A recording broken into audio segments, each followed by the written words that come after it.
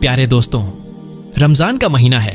हम सब रोजे की तैयारी कर रहे हैं। लेकिन क्या आपने कभी सोचा कि कायनात की सबसे मुकद्दस हस्ती हमारे प्यारे नबी हजरत मोहम्मद सल्लल्लाहु अलैहि वसल्लम अपना रमजान कैसे गुजारते थे? उनकी सहरी कैसी थी? उनकी इफ्तारी कैसी थी? नाजरीन, आज की इस वीडियो में हम कोई सुनी सुनाई बात नहीं करेंगे। हम बात करेंगे उन सही अहादीस की जो हमें सुन्नत का सही रास्ता दिखाती हैं, ताकि इस रमजान हमारा हर लम्हा नबी ए पाक सल्लल्लाहु अलैहि वसल्लम के तरीके पर गुजरे। और वीडियो के आखिर में मैं आपको वो 10 चीजें बताऊंगा जो हमारे प्यारे नबी को इफ्तार और सहरी में सबसे ज्यादा पसंद थीं। यकीन मानिए, इनमें से कुछ चीजें ऐसी हैं जो आज आपकी रसोई में मौजूद हैं, लेकिन आपको उनकी बरकत का अंदाजा भी नहीं। इसलिए अगर आप इस रमजान अपनी जिंदगी बदलना चाहते हैं और सुन्नत का नूर पाना चाहते हैं तो इस वीडियो का 1 सेकंड भी मिस मत करना, क्योंकि क्या पता कौन सी बात आपकी मगफिरत का जरिया बन जाए। दोस्तों, रमजान आने से पहले ही हमारे नबी सल्लल्लाहु अलैहि वसल्लम की तैयारी शुरू हो जाती थी। हजरत आयशा रजी अल्लाहु अन्हा फरमाती हैं, मैंने अल्लाह के रसूल को शाबान के महीने से ज्यादा रोजे रखते हुए किसी और महीने में नहीं देखा। यानी नबी पाक सल्लल्लाहु अलैहि वसल्लम रमजान का इंतजार इबादत और शौक के साथ करते थे, और जब रमजान आता तो आपकी सखावत और इबादत तेज हवा की तरह बरह जाती थी। अब बात करते हैं सहरी की। आज हम लोग सहरी को सिर्फ एक मील समझते हैं, सिर्फ भूख मिटाने का जरिया समझते हैं। लेकिन सुनिए, अल्लाह के नबी हजरत मोहम्मद सल्लल्लाहु अलैहि वसल्लम ने क्या फरमाया? सहरी खाया करो क्योंकि सहरी में बरकत है। सिर्फ इतना ही नहीं, आपने यह भी साफ कर दिया कि हमारे और गैर मुस्लिमों के रोजे में फर्क क्या है। हजरत अम्र बिन आस रज़ियल्लाहु अन्हु से रिवायत है, नबी पाक सल्लल्लाहु अलैहि वसल्लम ने फरमाया, हमारे और अहले किताब ज्यूज क्रिश्चियंस के रोजे के बीच फर्क सहरी का लुकमा है। यानी सहरी छोड़ देना सुन्नत के खिलाफ है, चाहे आप एक खजूर ही क्यों ना खाएं, सहरी जरूर करें। प्यारे दोस्तों, आजकल हम क्या करते हैं? सहरी खाकर घंटों इंतजार करते हैं, लेकिन सुन्नत क्या है? हजरत अनस रजी अल्लाहु अन्हु बयान करते हैं कि जैद बिन साबित रजी अल्लाहु अन्हु ने बताया, हमने नबी पाक सल्लल्लाहु अलैहि वसल्लम के साथ सहरी की। उनसे पूछा गया, सहरी और अजान के बीच कितना वक्त था? उन्होंने जवाब दिया, जितनी देर में 50 आयतें पढ़ ही जा सकें। मतलब नबी पाक सल्लल्लाहु अलैहि वसल्लम सहरी को आखिरी वक्त तक ले जाते थे। सहरी देर से करना अल्लाह को पसंद है और इसमें उम्मत के लिए आसानी है। अब एक बड़ा सवाल जो हम सबके जहन में आता है कि हमारे नबी पाक सल्लल्लाहु अलैहि वसल्लम सहरी में खाते क्या थे? क्या वह कोई भारी खाना होता था या कोई खास चीज? प्यारे दोस्तों, आज हम सहरी में पराठे, सालन और भारी चीजें ढूंढते हैं, लेकिन अल्लाह के रसूल सल्लल्लाहु अलैहि वसल्लम ने सहरी के लिए सबसे बेहतरीन चीज किसे बताया?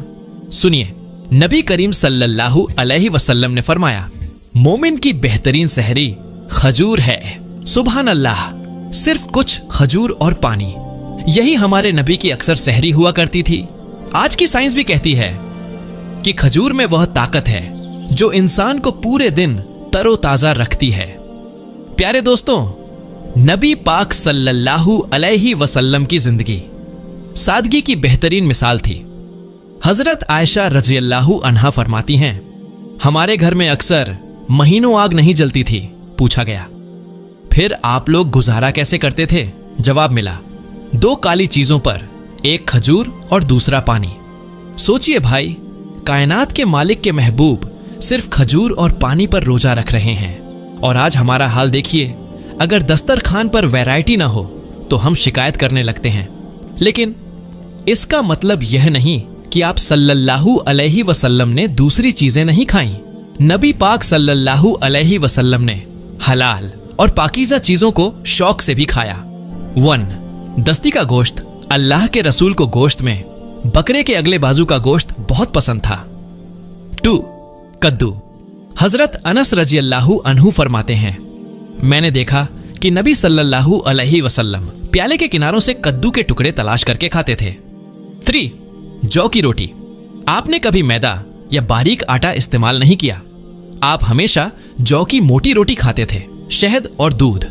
शहद आपका पसंदीदा मशरूब था और दूध के बारे में आपने फरमाया, दूध के अलावा कोई ऐसी चीज नहीं जो खाने और पीने दोनों का काम करे। सिर्फ यह जानना काफी नहीं कि क्या खाया जाए, यह जानना भी जरूरी है कि कैसे खाया जाए।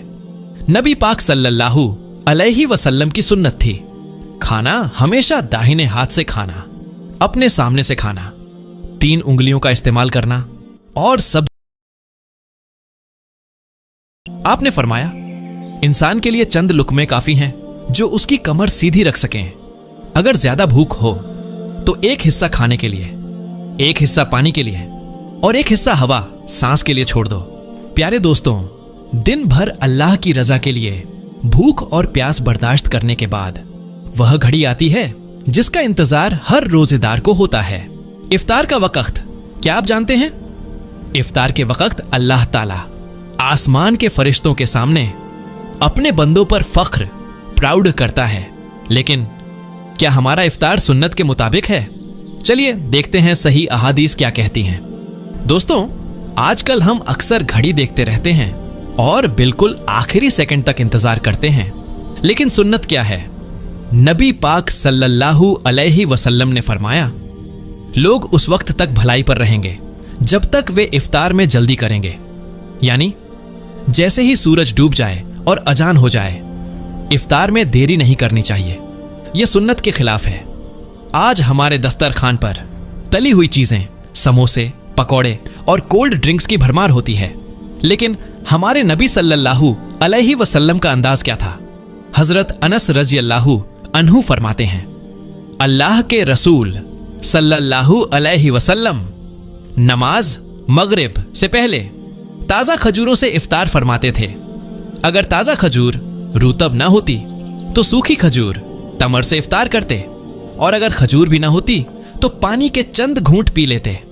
सुभान अल्लाह, कितनी सादगी थी उस इफ्तार में जिसमें जमीन व आसमान का मालिक बरकत डालता था। प्यारे दोस्तों, इफ्तार का वक्त वह वक्त है जब दुआ रद्द नहीं की जाती। नबी पाक सल्लल्लाहु अलैहि वसल्लम ने फरमाया, 3 लोगों की दुआ कभी रद्द नहीं होती। उनमें से एक रोजेदार है जब तक वह इफ्तार न कर ले। मगर अफसोस, इफ्तार के वक्त हम दुआ मांगने के बजाय खाने की चीजों को सजाने और बातें करने में मशगूल रहते हैं। भाई, वह वक्त अपनी आखिरत मांगने का है, वह वक्त अल्लाह को मनाने का है। नबी पाक सल्लल्लाहु अलैहि वसल्लम ने एक और बहुत बड़ी खुशखबरी दी है। आपने फरमाया, जिसने किसी रोजेदार का रोजा इफ्तार कराया उसे भी रोजेदार के बराबर सवाब मिलेगा, बिना रोजेदार के सवाब में कमी किए। सोचिए, अगर आप अपनी इफ्तारी में से किसी गरीब को या अपने भाई को थोड़ा सा हिस्सा देते हैं तो आपको एक मुफ्त रोजे का सवाब मिल जाता है। दोस्तों, सहरी और इफ्तार के सुन्नत तरीकों को जानने के बाद अब एक सबसे अहम बात, क्या रोजा सिर्फ भूखा और प्यासा रहने का नाम है? अल्लाह के नबी सल्लल्लाहु अलैहि वसल्लम ने फरमाया, जो शख्स रोजे की हालत में झूठ बोलना और गलत काम करना नहीं छोड़ता तो अल्लाह को उसकी जरूरत नहीं कि वह अपना खाना पीना छोड़े। यानी भाई, अगर पेट का रोजा है तो जबान का भी रोजा होना चाहिए, आंखों का भी रोजा होना चाहिए और हमारे कान का भी रोजा होना चाहिए। नबी करीम सल्लल्लाहु अलैहि वसल्लम ने एक बहुत खूबसूरत मिसाल दी। आपने फरमाया, रोजा जहन्नम से बचने के लिए एक ढाल है। जब तुम में से कोई रोजे से हो तो वह शोर न मचाए और न ही बेहुदा बातें करे। अगर कोई उससे लड़ने आए या उसे गाली दे तो रोजेदार को सिर्फ इतना कहना चाहिए, मैं रोजे से हूं, मैं रोजे से हूं। जरा सोचिए, हमारा दीन हमें कितना सब्र सिखाता है। रोजा हमें लड़ना नहीं बल्कि दिल जीतना सिखाता है।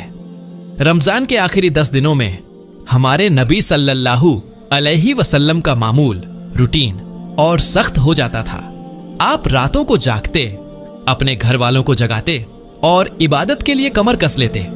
यही वह दिन है जिनमें लैलातुल कद्र छुपी है, वह रात जो 1000 महीनों से बेहतर है। नबी पाक सल्लल्लाहु अलैहि वसल्लम ने हमें सिखाया कि रमजान का असली मजा आराम करने में नहीं बल्कि रब को मनाने में है। दोस्तों, जैसा कि मैंने वीडियो के शुरू में वादा किया था, आइए अब जानते हैं वह 10 चीजें जो हमारे नबी पाक सल्लल्लाहु अलैहि वसल्लम को बेहद पसंद थीं और जिनमें शिफा और बरकत छुपी है। नंबर 1, खजूर। आपकी सबसे पसंदीदा चीज, जिसके बारे में आपने फरमाया कि जिस घर में खजूर हो वह घर वाले भूखे नहीं रहते। नंबर 2, कद्दू। आप इसे सालन में तलाश करके शौक से खाते थे। नंबर 3, जैतून का तेल। आपने इसे खाने और लगाने का हुक्म दिया क्योंकि यह मुबारक दरख्त से है। नंबर 4, शहद। तमाम बीमारियों के लिए शिफा और आपका पसंदीदा मशरूब। Number 5, shoulder meet. गोश्त में आपको कंधे का हिस्सा सबसे ज्यादा पसंद था। नंबर 6, जौ। आप जौ की रोटी और जौ का दलिया तलबीना बहुत पसंद फरमाते थे। नंबर 7, दूध। आपने फरमाया दूध के सिवा कोई चीज खाने और पीने दोनों की कमी पूरी नहीं करती। नंबर 8, सिरका। आपने फरमाया सिरका क्या ही बेहतरीन सालन है। नंबर 9, तरबूज। आप अक्सर ताजा तरबूज को खजूर के साथ मिलाकर खाते थे। नंबर 10, अंजीर। इसे आपने जन्नत का फल बताया और जोड़ों के दर्द के लिए मुफीद करार दिया। ये सिर्फ खाने की चीजें नहीं हैं, ये सुन्नतें हैं। अगर हम इस नियत से इन्हें खाएं कि हमारे नबी पाक सल्लल्लाहु अलैहि वसल्लम को पसंद थीं, तो ये हमारे लिए इबादत बन जाएंगी। दोस्तों, आज की इस वीडियो का मकसद सिर्फ जानकारी देना नहीं था, बल्कि खुद को और आपको उस रास्ते पर लाना था जिस पर हमारे नबी चले। कितना खुशनसीब है वह इंसान जिसकी सहरी सुन्नत के मुताबिक हो, जिसका इफ्तार सुन्नत के मुताबिक हो और जिसका अखलाका मोहम्मद मुस्तफ़ा सल्लल्लाहु अलैहि वसल्लम के जैसा हो। यह रमजान शायद हमारी जिंदगी का आखिरी रमजान हो, इसे जाया न करें। समोसे पकौड़ों से ज्यादा अपनी मगफिरत की फिक्र करें। अल्लाह ताला से दुआ है कि वह हमें इस मुकद्दस महीने में ज्यादा से ज्यादा इबादत करने की तौफीक अता फरमाए। ऐ अल्लाह, हमारे रोजों को कबूल फरमा, हमारी सहरी और इफ्तारी में बरकत दे और हमें नबी ए पाक सल्लल्लाहु अलैहि वसल्लम की सुन्नत पर मरते दम तक कायम रख। आमीन या रब्बल आलमीन। प्यारे दोस्तों, अगर आपको यह वीडियो पसंद आई हो और आप सुन्नत को फैलाने में हमारा साथ देना चाहते हैं तो इस वीडियो को शेयर जरूर करें। कमेंट में सुभान अल्लाह लिखना ना भूलें और हमारे चैनल TR इस्लामिक स्टोरीज को सब्सक्राइब करके इस नेक काम का हिस्सा बने। मिलते हैं अगली वीडियो में, तब तक के लिए फी अमानिल्लाह।